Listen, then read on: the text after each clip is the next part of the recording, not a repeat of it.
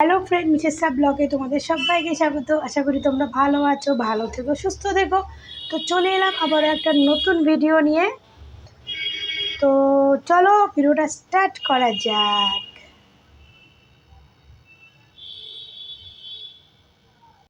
যদি 10 বছর পর আমি যদি ধূমকেতু করি, তাহলে কি শুভশ্রী থাকতো? যেহেতু আমি প্রমিস করেছিলাম ওকে, আমার প্রথম প্রোডাকশনে ও থাকবে। তার মধ্যে সেই হয়েছে দুটো আলাদা প্রশ্ন, কে কাস্টিং এ কি হবে আর আমার প্রমিসটা আলাদা। আমি কি বলেছিলাম 10 বছর আগে, যে শুভশ্রীকে আমরা খুঁজছিলাম, যে ক্যারেক্টারটা আমরা খুঁজছিলাম, যেটা 10 বছর আগে ওর মধ্যে ফিট করছিল, আজকে যদি আবার কাস্টিং হয়, আমার মনে হয় ওর জায়গায় যদি অন্য কেউ রোল যদি করতে পারে, যে ওই ডিজার্ভিং হয়, আমরা তাকে অ্যাপ্রোচ করবো। এবার যেহেতু প্রমিস রাখার কথা, প্রমিস ক্যারেক্টার জনকে আমি কথা দিয়েছি, যেমন কৌশিক, আমি ছবিতে আমার কথা দিয়েছি, কৌশিক অন্য কাস্টিং নিয়েছে, কৌশিক ভাই সে আমাকে বলতেই পারে যে তুমি আমাকে কথা দিয়েছিলে, তুমি হ্যাঁ বলো না কি করতে হবে। তোমরা প্রচুর অবশ্য স্পেশাল গেস্ট রেফারেন্স করে থাকি, কিন্তু সেখানে এটাও বলেছি আমি যে আমার যদি অন্য কোনো চোখে তাকে রিকোয়েস্ট করবো, তাকে বলবো এটা পুরোপুরি তার ব্যাপার। এবং সেখানে আমি একটা কথা বলেছি, আমি হয়তো দেবকেও রিপিট করতাম না, যে ধূমকেতু যদি আবার কাস্টিং করতে হয়, সেখানে দেবের সেই ইনোসেন্সটাও নেই। আমি এটা কোনোদিনও বলিনি কেউ দুটো বাচ্চার জন্য ইনোসেন্স চলে গেছে, যেভাবে ভিকটিম কার্ড খেলা হচ্ছে বা কিছু হচ্ছে। আমি শস্য নিয়ে 14 বছর আগেও কিছু বলিনি, যখন ও বলেছে কিনা আমি বাথরুমে কেঁদেছি বা মুখ করেছি, তখন আমি কিছু বলিনি, সব সহ্য করেছি। আজকেও আমি ওখানে কিছু বলতে পারবো না, কারণ আমার মনে হয় কি এইটাই তো সম্মান। একটা ছেলে 10 টাকা ও কিছু বলেছে, আমার কতটা খারাপ হবে আমি জানি না, হবে না, কিন্তু আমি যদি দুটো ওকে নিয়ে বলি, ওর জন্য সত্যি খারাপ হবে। ওর সম্মানটা কোথাও আমারই সম্মান। পুরো প্রমোশন জুড়ে ওর সম্মানে কোনো যাতে খানি না হয়, কোনো মানে হয় না একটা দাগ যাতে না কাটে, কারণ হারানোর অনেক কিছু আছে। একটা 3 লাইনের মধ্যে আমি যদি ওই পারে চলে যাই, অনেক কিছু খারাপ হবে। আমি সবসময় নিজের মার্জিনটা ধরে রেখেছি এবং অতটাই কথা বলেছি যাতে ওর সম্মানটা বাড়ে। ও এই জন্মে নয়, মানে সব জন্য আমার জন্য সুপারস্টারই থাকবে। এবার একটা সুপারস্টারকে যেভাবে ট্রিট করতে, আমি জানি কিভাবে ট্রিট করতে হয়। ওই যে বলেছি না, মা হয়ে গেছি, ইনোসেন্স হয়ে গেছে, আমি মা হওয়ার জন্য ইনোসেন্সটা বলিনি। তুমি নিজেই বলে আমি 2 সন্তানের মা, মানে এটা তো গর্বের ব্যাপার। এবং হ্যাঁ, আমি তো দেখেছি, আমি তো দেখছি, আমি তো বলেওছি কিভাবে সত্যি সুন্দরভাবে হ্যান্ডেল করছে নিজের সংসার, বাচ্চাদের সাথে, বরের সাথে এবং কেরিয়ার। এবারে সেইটাকে নিয়ে যদি কাটাছেড়া করা হয়, এবং ওই ইন্টারভিউ তোকে বলেছি, ওকে নিয়ে বলেছি, ওর একটা জার্নি আছে, বর্ধমান থেকে একটা আসা মেয়ে যেভাবে স্ট্রাগল করে আজকে দাঁড়িয়ে আছে, মানে ও তো আমারই জেনারেশনের। ওকে আর কোয়েলকে বলেছি আমি, কে আর দুজনেই যেভাবে নিজেদেরকে মেনটেন করছে, হ্যান্ডেল করছে, এটা তাদেরকে নিয়ে ছবি হওয়া উচিত, তাদের জার্নি নিয়ে একটা ছবি হওয়া উচিত। তো দেদা, তোমার তো বিশ্লেষণ দেওয়ার কোনো দরকার নেই, কারণ যারা তোমাকে ভালোবাসে তারা তুমি কি বলতে চাইছো সেটা খুব ভালো করে বুঝতে পারবে। আর যারা তোমাকে নিয়ে নেগেটিভ কথা বলে, তারা তোমার ভালো জিনিসটাকেও না নেগেটিভিটি করবে। তো আমাদের এই শুভশ্রীর কতগুলো 5টা ভক্তদের বলছি, যারা শুভশ্রীকে নিয়ে একটু বেশি মাথা ঘামাচ্ছে, তাদেরকে বলছি যে তোমাদের শুভশ্রীও মনে হয় দেবদার ইন্টারভিউটা ভালো করে শোনেনি। যদি কানের ফুটো দিয়ে একটু ভালো করে শুনতো, তাহলে হয়তো যখন কেউ তাকে প্রশ্ন করেছিল যে দেব এটা কেন বললো, তো তখন শুভশ্রী তার উত্তর দিতে পারতো, দেব কেন বলেছে, কোন ভিত্তিতে বলেছে। দেবটা কিন্তু আবারও ক্লিয়ার করলো যে এটাকে নিয়ে এত কাটাছেড়া কেন করা হচ্ছে। আমি কি বলেছি, আজ থেকে 10 বছর পরে যদি এই ধূমকেতুটা এখন যদি ধূমকেতুটার কাস্টিং করা হতো, তাহলে হয়তো এইখানে আমি দেব নিজেকেও হয়তো আমি এখানে প্রেজেন্ট করতে পারতাম না, কারণ আমার যে কাস্টিংয়ের সঙ্গে যে মুখটা দরকার সেটা আমার সঙ্গে না মিললে আমি কেন কাস্টিং করবো। সেখানে শুভশ্রীর ব্যাপারটাও সেম, আর যেখানে শুভশ্রী 2 বাচ্চার মা হয়ে গেছে, তো এটা তো গর্বের কথা। এখানে 2 বাচ্চার মা, বয়স হয়ে গেছে, এগুলো আসছে কোথা থেকে?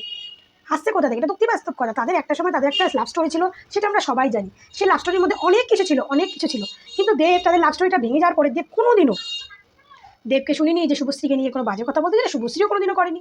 মানে দুজন দুদিক থেকে আলাদা, কেউ কাউকে নিয়ে কাটাছেড়া কখনো করতে আসেনি। আজকে এত বছর পরে যখন তাদের সিনেমাটা রিলিজ হয়েছে, সুপার ডুপারে হিট হয়েছে, আবার দর্শক ভেবেছিল তারা আবার হয়তো স্ক্রিনে আসবে, সেটা ভেবেছিল, কিন্তু সেইখানে এদের একটা ইন্টারভিউর ছোট একটা ব্যাপার নিয়ে সেটাকে তার কয়েকজন চাটিয়ান, কয়েকজন কন্ট্রোভার্সি মানে ভিডিও বানানোর জন্য, মানে কন্ট্রোভার্সি করার জন্য দেবদার ভালো পয়েন্টটাকে খারাপভাবে, নেগেটিভভাবে প্রেজেন্ট করে দিয়েছে। যদি তারা খারাপ চরিত্রে, তারা খারাপভাবেই ওটাকে নেবে।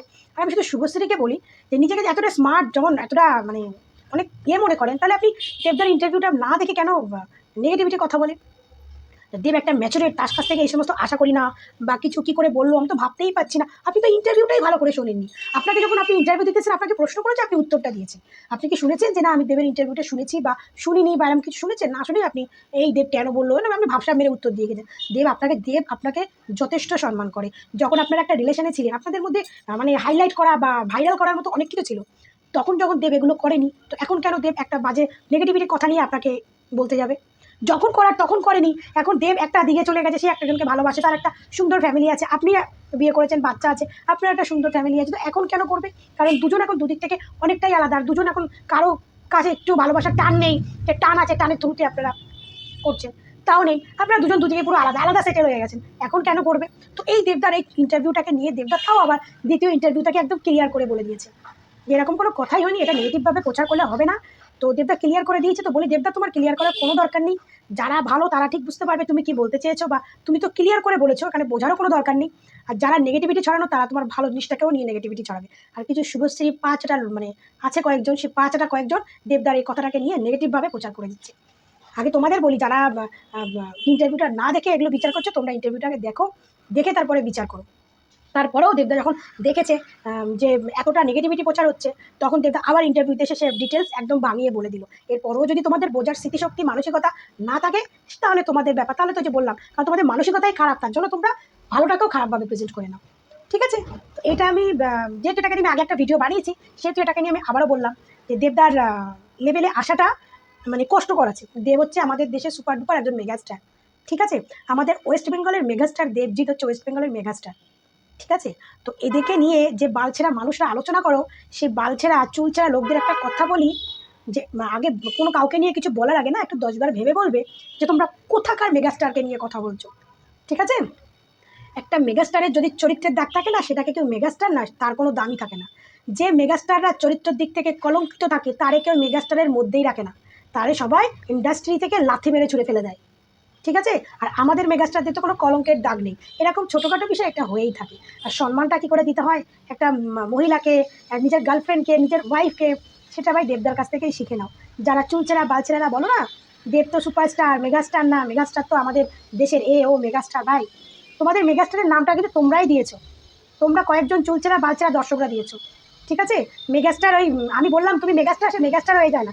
মেগাস্টার হতে গেলে না তার মধ্যে অনেক কোয়ালিটি থাকতে হয়, তার মধ্যে অনেক কোয়ালিটি থাকতে হয়, যেটা তোমাদের মেগাস্টারের মধ্যে কোনোটাই নেই। তো আমাদের মেগাস্টারকে নিয়ে কথা বলতে আসলে একটু 10 বার ভাববে, কারণ আমাদের মেগাস্টারের যে চরিত্রের সার্টিফিকেটটা আছে না, সেটা কিন্তু তোমাদের নেই।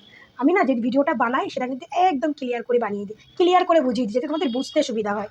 ঠিক আছে? তো আমার ভিডিওটা কেমন লাগলো? তোমরা সবাই ভালো থেকো, সুস্থ থেকো। আর আমাদের দেবদার নেক্সট ভিডিও আসছে কিন্তু রঘু ডাকাত। উফ, রঘু ডাকাত নেক্সট ভিডিও আসছে। তো কে কে প্রস্তুত রঘু ডাকাত দেখার জন্য? প্রস্তুত হয়ে থাকো, আমিও প্রস্তুত দেখার জন্য। সবাই ভালো থেকো, সুস্থ থেকো, টাটা।